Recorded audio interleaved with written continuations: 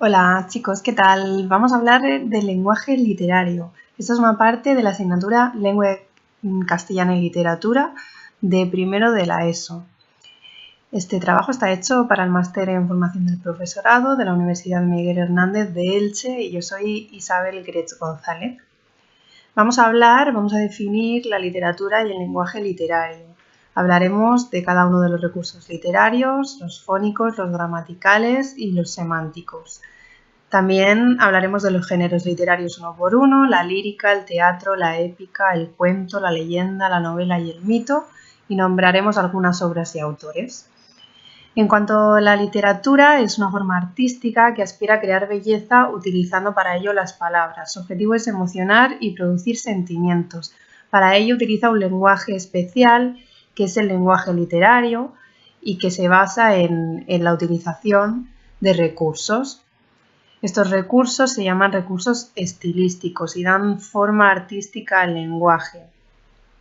Se trata de procedimientos lingüísticos consagrados por la tradición y dan expresividad y belleza al texto, y es lo que diferencia al texto de otros textos no literarios.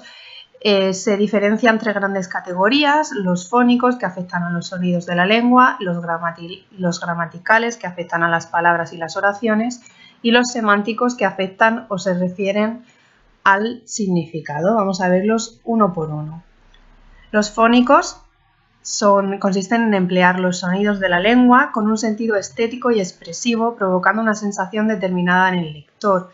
Los ejemplos que hemos puesto aquí tenemos aliteración y onomatopeya. La onomatopeya es la imitación de un sonido real y la aliteración es la reiteración sistemática de un sonido.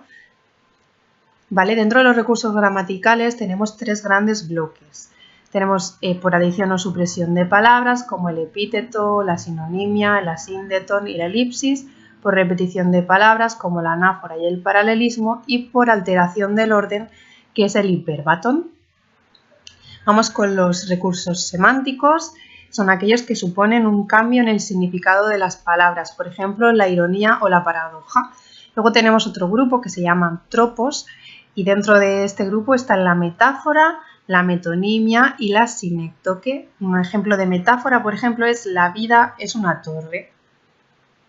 Vamos con los géneros literarios ahora. Tenemos tres: el lírico, el dramático teatral y el épico narrativo. Vamos a verlos uno por uno, pero en resumen, el lírico es el que el mensaje está en boca del autor, en el dramático hablan los propios personajes y en el épico está presente la voz del narrador y la de los personajes. En el lírico, a este pertenecen las obras en verso, en las que el autor nos transmite sus emociones y expresa sus sentimientos. Así que tiene las características de la subjetividad y la emoción. Siempre habla de amor, amistad, religión, la vida en general. El género dramático, a él pertenecen las obras que están escritas para ser representadas, por eso tienen muchas veces acotaciones para que sean transmitidas en el teatro. Los géneros son tragedia, comedia y drama, dentro de este género dramático.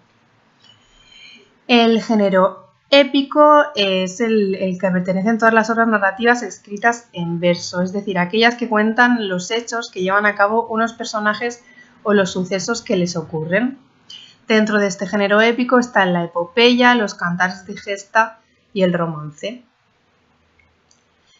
En cuanto a la narración literaria, estas obras lo que hacen es contar hechos ficticios que ocurren a personajes también imaginarios que se ha inventado el autor. Las obras literarias narrativas pueden clasificarse en distintas modalidades que vamos a conocer a continuación. En primer lugar tenemos el cuento. Es una modalidad narrativa que se distingue por su brevedad.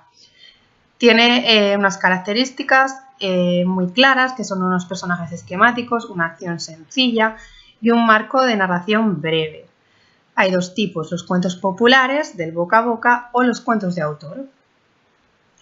La leyenda son relatos que cuentan sucesos extraordinarios. Normalmente lo que hacen es explicar o justificar la existencia de determinados fenómenos, presentando un tiempo y un lugar precisos. Es frecuente que en ellas aparezcan elementos fantásticos y que se inspiren en acontecimientos y personajes históricos. La novela tiene mayor extensión y complejidad que otros géneros narrativos. Tiene un marco muy importante que crea el mundo en el que sucede la historia, los personajes se presentan de manera detallada, no hay una acción única y no sigue un orden lineal. Los mitos son relatos breves en los que tiene una importancia fundamental la presencia de lo sagrado. Vincula al hombre con la región desconocida y misteriosa de lo sobrenatural. Y el conjunto de mitos se denomina mitología. Me ha parecido bien destacar determinadas obras de autores que deberíais conocer. Entre ellas está el poema de Mio Cid, el Conde de Lucanor, como literatura medieval, coplas a la muerte de su padre, Jorge Manrique. También como poesía renacentista tenemos a Garcilaso de la Vega. El Lazarillo de Tormes es una lectura recomendable, no es muy difícil de leer, es una novela picaresca del Siglo de Oro.